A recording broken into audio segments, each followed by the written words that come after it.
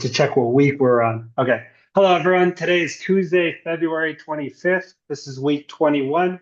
Today, we're going to continue the full stack Django React challenge. It's a team challenge using the Cars API. Did you guys share how far you got after day one at the end of yesterday? Yeah. I mean, we shared like our planning process and if we got any coding done Did as a anyone get team. any coding done? I mean, my team started and another team had gotten pretty far. Um, Which team is that? I don't remember. I think it was Yeah, Justin's. Justin and Eunice got a lot done. I'm on their team, but I didn't contribute very much. Okay. Did that specific team kind of go over how they got all that stuff done? Like an overview of how they accomplished it by chance? Yeah, I Yeah, can do it go again, ahead, but Justin. Thanks. yeah, so basically we came up with MVP and narrowed the scope, and then we decided our schemas together, and then we broke out into teams, and then our connection point will be the API. So we just make quick decisions based on the data we want, the data we want to show, based on what the stakeholders would want. And so we were able to move quickly in that regard just because of the way we did minimal planning on like what it'll look like and things of that nature, more on the functionality and using things like Bootstrap and MUI to accelerate our tables and things like that. What's the most important thing you can glean from what Justin just said? There's a couple of really important points everyone should be adopting here. Functionality, that stood out. Yes, functionality. What else? That's definitely one of them.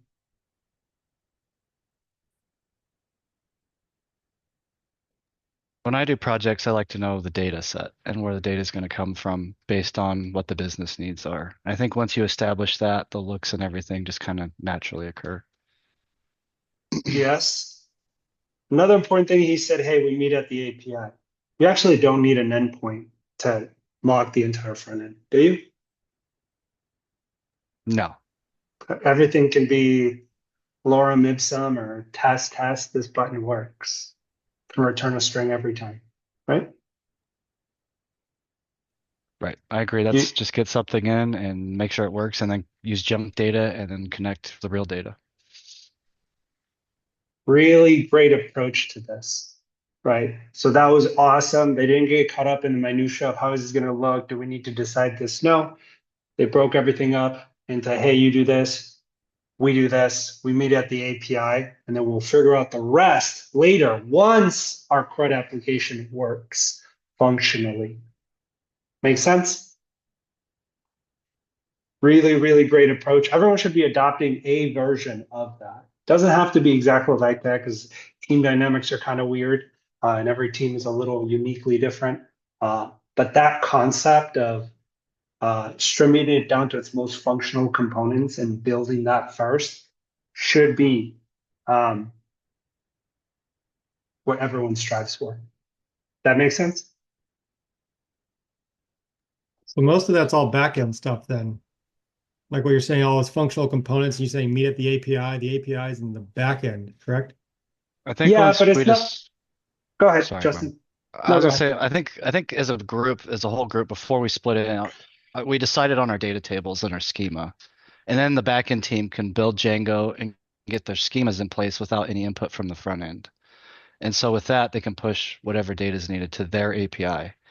On the front end side, we don't have to worry about any of that because we've already agreed upon all that. And I can use that same schema to build jump data and do the front end completely separately. That makes sense, and not disagreeing with it, but that we were going like step by step from what Omar had outlined, like the steps that we needed to do, and most of that involved the front end. Yeah, because we went through the planning process that was kind of given to us through Judith, just to kind of put that into practice to see how it would work. But I don't know. That's perfectly acceptable, but really the thing you really need to focus on is the functionality of it all. That's the hard part. That's the coding. That's the integration. That's what they're going to pay you money for, right? You're not UX designer, at least not yet. maybe one day some of you guys will pivot into that, right? And that's a whole different ball of wax that I don't know anything about. But you're not that right now. Make sense? Yeah. Really important point is the schemas. They actually did a really good job with figuring out, hey, what information we're going to need. But had you not come up with that, you could have still mocked up the front end, right? You know that this button click is going to maybe call a function, or it's going to be a drop down, or there has to be a place where a modal is going to pop up and it's going to show different cars or different sandwiches or whatever the case may be, right? All that can be dummy data. And I can hard code all of that. And then you just literally just switch the function, right? You're just parsing it. It's just going to return a JSON object and you're going to parse it and you're going to pass it to the front end. That's all it is.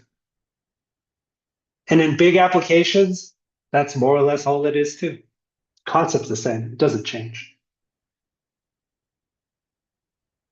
The only thing that changes is it starts getting more complicated and you have a lot of APIs and a lot of information being thrown around, right? But the idea is the same. You're just parsing it. Or ideally, right, just pulling the information that you need. You don't want to pull anything extra that you don't need to the front end, right? Because that's more data intensive and expensive. Alrighty, nice job, guys. So what's going to happen now is I'm just going to break you up back into the groups and now jump around into the group, see where you guys are at. Important thing here, if you're already coding, awesome. If you're not coding right now, that's totally fine. Finish up your planning, but I wouldn't spend probably more than 40 minutes, maybe. I'm just kind of making that number up right now on the fly, but I wouldn't spend more than that planning and then definitely start the coding, right? Because you only have the rest today, tomorrow, and then Saturday you're presenting, right? Do I understand that right? They said Saturday we're going to deploy, but yeah, I guess if we're deploying on our local machine, we should probably have something to show for it. Yeah, definitely. But also the devil's in the details. Once you have your functional thing you're trying to deploy, you're going to realize that things are not going to work quite right. And there's always going to be little things that you need to fix, right? And that the devil's in the details, right? If you ever remodel the house or anything, coding's a lot like that. Like when you think you're finished, you're never finished because you mess something up or something doesn't fit right or the trim is too big and now you got to remove the door to fix that. Coding's a lot like that. You're going to run into it, right? So, right, when you think you have everything planned out, you're like, oh, this plan was perfect. We're going to get the coding, right? That's going to change, right?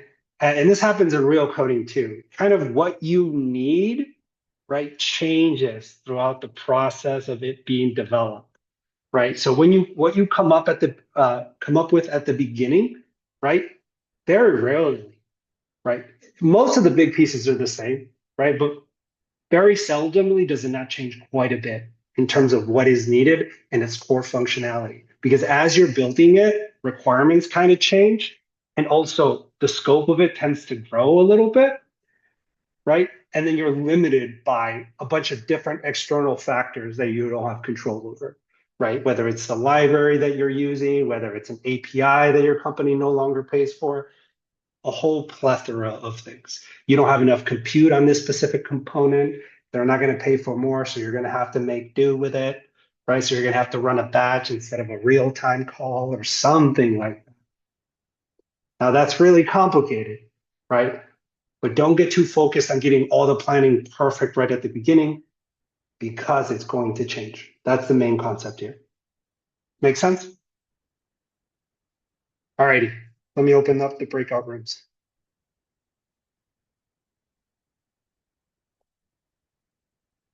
All right, guys, I would just go back to the same rooms you were before. And if you need help being moved, I will move you. Just let me know.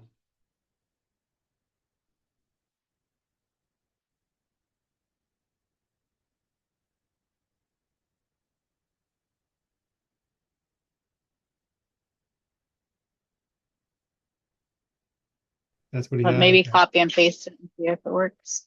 Yeah. Okay, can you hear me? Yep. Okay, there's just two things I wanted to go over before we kind of get to where everyone ended with their projects. The first thing is when you clone the curriculum or you clone repositories. So you can see my screen, right? And I'm on my desktop. That's where I am. Yes. Yeah. Yeah. So Your if I was to terminal. clone, yeah, if I was to clone, this is the entire curriculum, right? If I was to clone it, right, I just cloned it so I can just go check CD. It's called what? Curriculum. I can tab it, go into it, right?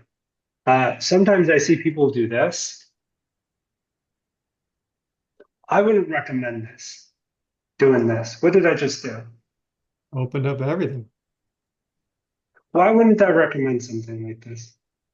because you can't really, it's a harder time to figure out where you are within that. And you could possibly put files or something somewhere else where you don't want them. Organization. Yeah, kind of narrow the scope. And when you start NPM installing and you have virtual environments and you don't know where specifically you are, and you start doing git adds and you figure out where that branch is or git inits, it starts getting really messy. Does that make sense? And I'm not going to call anybody out, but a couple of you here and a couple of people in every cohort of guilty are guilty of doing this, right? And I've actually never brought it up before. This is the first time I've brought it up. But this is a good thing, good habit to get into. Right now, you need to really narrow the scope of the things that you're looking at. You want to go deep, you don't want to go wide, and this is just another example of it, right? Clean up your workspace. Only really look at very small amount of code, just a small number of folders, just a small number of files. Does that make sense? In Spanish, they call it te haces bolas, which doesn't directly translate to English to anything, but it's just going to confuse you. You're going to get flustered. Yes? Don't do this. If we're strictly just on, we're on what? Week 21, right? And we're on day 2. I would want to go in here, go into module. Which module am I going into? What is this, 8? Yeah. Yeah. Module 8, full stack. I'm in here, CD into week 21,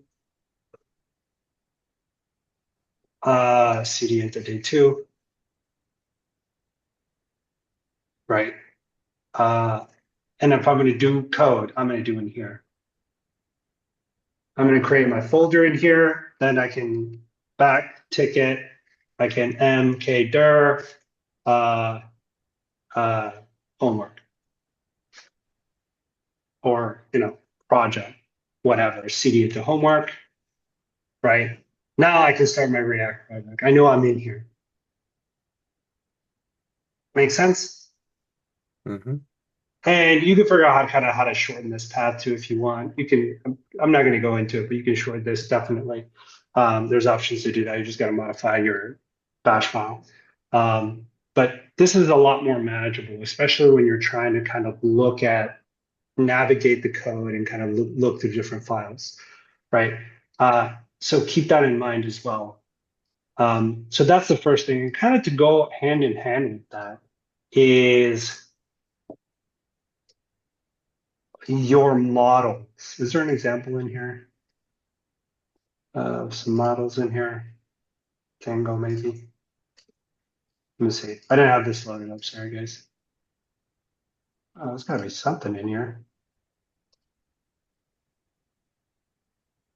Why are there only readmes in here? Whatever. I'm gonna go to in here. Let's go in here. Week 21, day 2. Cars API, Cars database, script. No. Here we go. What are we looking at right here?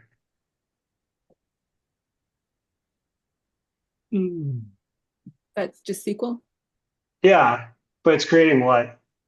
databases, tables, database tables. Yeah. So people got caught up on their tables and their models and writing everything, right? Make a call. Well, let's just use this example. Account ID, first name, last name, email, password, check this, check that, check that. Everything. If this doesn't confuse you, that's perfectly fine. right? But you could have created a table or a model with just 2 columns, right? Or one name or something simple. Did you have to build out your 13 attributes? Did you have to do that? Did we have to? No. It's simple for the project, or are you saying if Just you, to start off, yeah, I right? suppose one just has to have We one. probably could have kept it simple to just make sure we could get functionality. There you go. That's what I'm getting at, Jonathan. Nice job. You could have just created name and year or name and type of car, whatever, and ran through your 4 CRUD operations, ran through your entire flow, ran through your entire UI, and you could have just dropped the tables and recreated them, and then migrated it and ran your app again, right?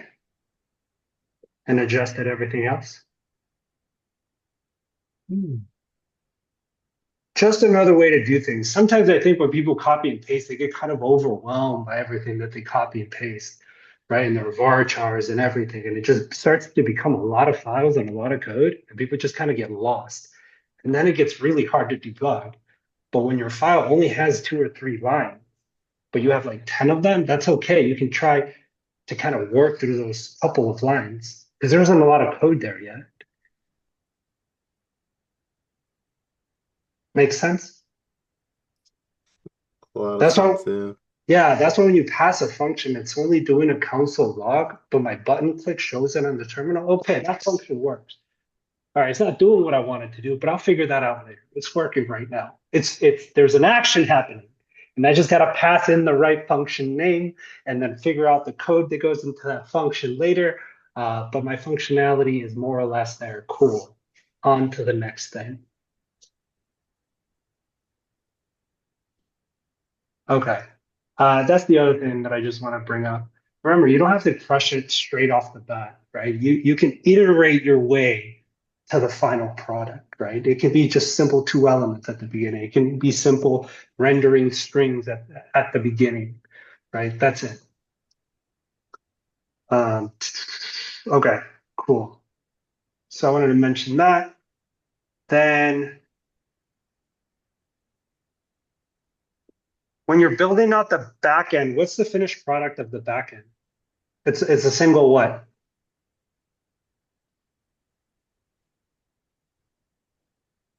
This is a conversation that I had with one of you groups. It's just a what? How do you connect the front end to the back end? The URL endpoint. Yeah, that's it. So REST API, right? So the back end, you launch it locally, but you could launch it on an EC2, you could launch it online, right? And you'd have the same URL and you could ping it from Postman, or you could create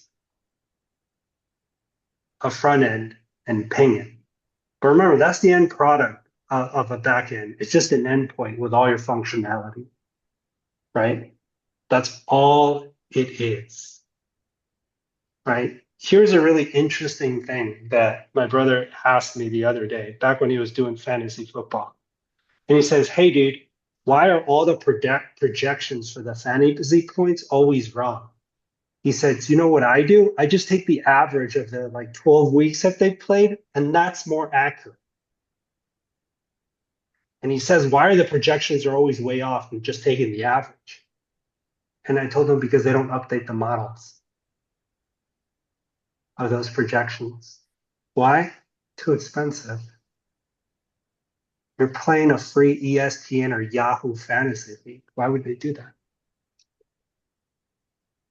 Right? And he's like, oh, that's just an endpoint, right? They're just pinging and they're all pulling from the same. He noticed that all the projections on different apps were the same. And he's like, they're pulling from the same API, right? And I was just like, yeah. If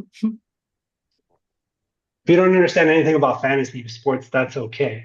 Just understand that point, right? That the end is just, you're just building an API, right? And you're pinging it. That's it. You're connecting your front end to the back end. And the only thing the Postman does that's so useful is you can ping it. You can add information to your database, right? But making a post request to it, and you don't need a front end. right? Check if it's returning the token properly, right? You could throw a bearer token in there and authenticate as well. You can do a bunch of different things.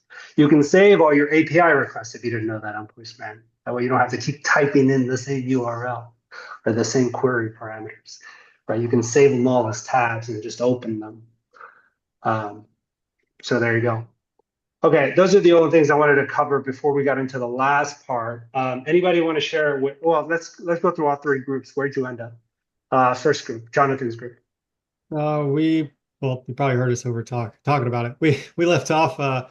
We were trying to get our back end with our front end to work and talk to each other. We were making sure that it works on Jonathan's computer before we were going to try to join it on his front end. So he stood up the back end on his computer locally, and then we were using Postman to ping it.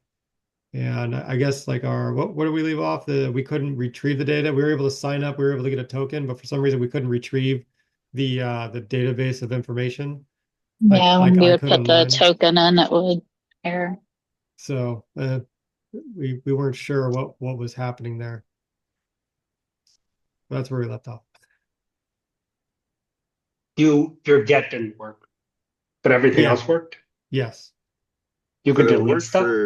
it worked for Sean, right? Oh, It we worked for you didn't when you have. did it? Yeah, it worked for me. We don't have like all the CRUD app stuff. We just have Okay. a sign up, a get, and a token.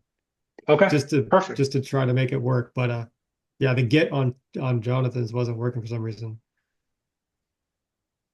With the front end. So it worked whenever we did it strictly in the back end with Postman, but doing it with once we merged them together, getting them to work together is where we're at. Did your delete work on your app, Jonathan? We- We I don't think kind we of have a both. delete app yet, do we? Oh, Or okay. delete? Yeah, no. So everything worked except the get on the front end. Yeah, via Postman Okay. So what does on that tell you Jonathan's about? side. Yeah. What does that tell you about Jonathan's front end? We're not looking at any code, but just based on what you've described, what do you think might be the issue? The maybe handling of the token is kind of messed up. Yeah, there's something weird going on with that. The configuration on the front end is off. Because if it works on Postman, your routes and everything works, right?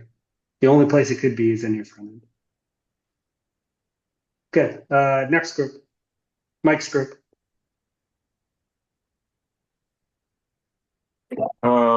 So for the back end, it's me and Daryl.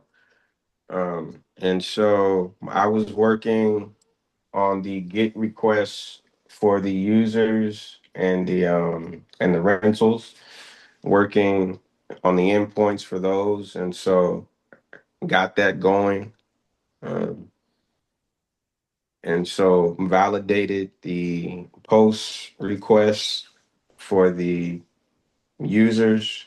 And so it's a whip on the rentals. I need to do the post and delete operations for those and put possibly for that, but I'll have to see. So that's my part. Can we get an update on the front end? On the front end, we're working on building the different pages. Allison was working on the login page and authentication. And I was working on the car rentals page, confirmation page, and the sign up form. How are you creating those pages? Are you writing it from scratch? What are you doing? How are you A building material out the UI. material UI? Just a copy paste Mhm. edit? Yeah. Probably a good idea. Good. If you're not doing that, you probably should be. That's good practice. You can use Material UI or Bootstrap. Pretty straightforward. Good. How about Hamilton's group?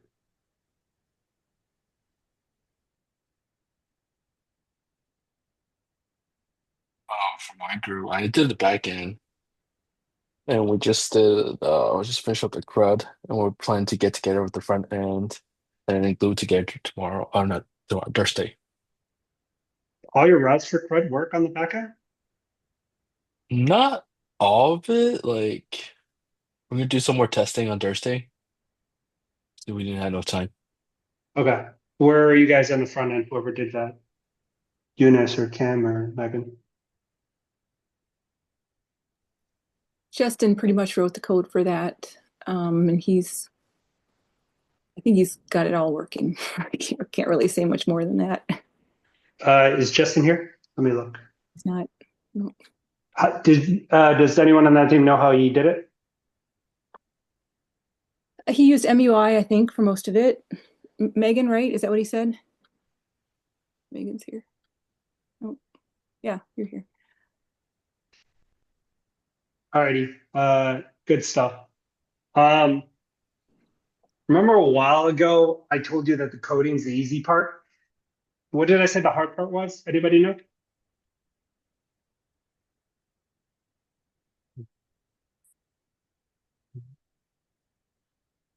You're struggling struggling through it right now. Told you that Getting coding's everything to easy. work together. Yeah, the integration part's hard. It's cool if you guys are copying MUI components, Bootstrap components. That's totally fine. Do you know what it says? Do you know how to debug it? Do you know how to integrate everything so it works? Right? Conceptually, can you break down the components and build in unison, like in parallel, knowing, hey, the end is just the URL, and it's going to go right here where my string says, hey, real URL here. And if all my functions return strings, that's totally cool, because when I ping the APR, I can literally just change those strings and change those functions, right? Or change those parameters instead of, hey, token passed here, pass the real token, and then everything should work. Right? So don't get too caught up that you didn't type it, that you just copy pasted. That's fine. We all do that, right?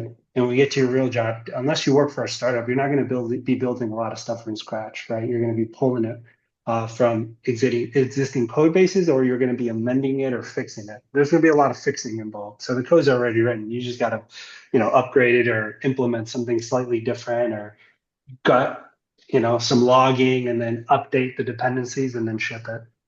So integration's hard. So if you're copying stuff, that's totally fine. Now, if you're not getting it to integrate well, that's what you should be focused on. Make sure all of it works together like it's supposed to. Right? You pulled information from 12 different sources, but guess what? My application works because I know what all the components does. Make sense? All righty, guys. Nice job today. Sorry I kept you an extra minute long. Have a wonderful day. Thanks, Guillermo. Take it Have a easy. good night. You're welcome.